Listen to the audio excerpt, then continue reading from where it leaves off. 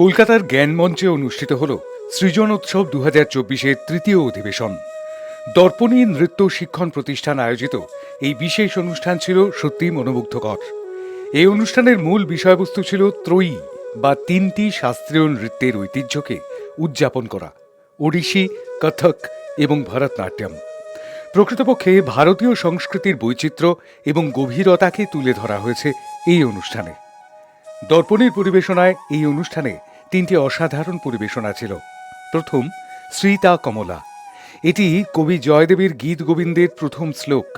নৃত্য পরিকল্পনা ও কোরিওগ্রাফি অর্ণব বন্দ্যোপাধ্যায়। দ্বিতীয়, দেখো গো সখী। এটি একটি ঐতিহ্যবাহী ওড়িশি নৃত্য। সৌন্দর্য সমৃদ্ধ প্রযোজনাটি দর্শকদের গভীরভাবে মুগ্ধ করেছে। তৃতীয় পরিবেশনা, কৃষ্ণায় তুভ্যং নমঃ। এটিও গীত গোবিন্দ থেকে নেওয়া একটি নতুন প্রযোজনা। নৃত্য পরিকল্পনা ও কোরিওগ্রাফি অর্ণব বন্দ্যোপাধ্যায়। প্রধান শিল্পীরা ছিলেন অর্ণব বন্দ্যোপাধ্যায়, সোহম দে, অনুস্মিতা ভট্টাচার্য এবং নিকিতা দাস। কৃষ্ণায় তুভ্যং নমঃ পরিবেশনাটির মাধ্যমে কৃষ্ণের দশাবতারের ভাবনা ও দার্শনিক গুরুত্ব ফুটিয়ে তোলা হয়েছে।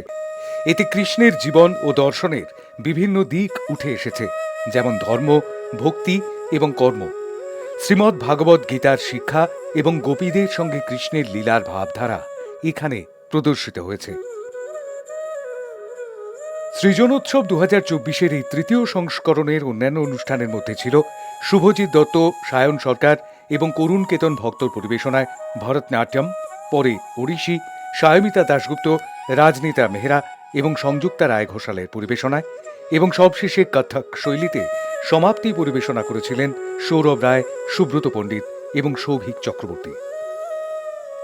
দর্পণী কলকাতার একটি পরিচিত নাচের সংস্থা, যা 30 বছর অতিক্রম করলো। আর এই সৃজনোৎসব, আজকের যে অনুষ্ঠান, এটার থার্ড সিজন অফ সৃজনোৎসব। সৃজনোৎসব শুরু করার পেছনে কারণ ছিল যে আমরা সবসময় সিনিয়র আর্টিস্টদেরকে দেখে থাকি পারফর্ম করতে, সোলো বা ডুয়েট বা গ্রুপ, কিন্তু শহরের আপকামিং আর্টিস্টদের নিয়ে, আর তার মধ্যে সিনিয়রদেরও নতুন কাজ, যেগুলো আমরা ট্রেডিশনাল কাজ দেখি, তার বাইরে নতুন তাদের কোরিওগ্রাফি, তাদের কাজ। তাই জন্য এটা নাম দেওয়া হয়েছিল সৃজনোৎসব। তো কলকাতার বিভিন্ন নামী নৃত্যশিল্পীরা এর আগে পারফর্ম করে গেছেন, এবারও অনেকে করছেন। এবারে আমাদের থিম হচ্ছে three, embracing the power of three. Trio presentation by different form like Kathak, Bharatanatyam and Odissi. তো সেটা পারফর্ম করছেন কলকাতার বিখ্যাত নৃত্যশিল্পীরা। আর দর্পণের নিজস্ব প্রেজেন্টেশন ছিল কৃষ্ণায় তুভ্যং নমঃ, কেননা আজকে হচ্ছে পবিত্র রাস পূর্ণিমা। তো রাস পূর্ণিমার দিনকে উদযাপন করার জন্য আমরা বেছে নিয়েছি ভগবান শ্রীকৃষ্ণের ওপর শ্রীকৃষ্ণায় তুভ্যং নমঃ। এটা নতুন কোরিওগ্রাফি। এর মিউজিক করেছেন ভুবনেশ্বরের হিমাংশু সোয়াইন, আর রিদিম প্লে করেছে সৌম্যরঞ্জন নায়ক। আর কোরিওগ্রাফি অবশ্যই আমার, এবং সাথে টিম দর্পণীতে রয়েছে।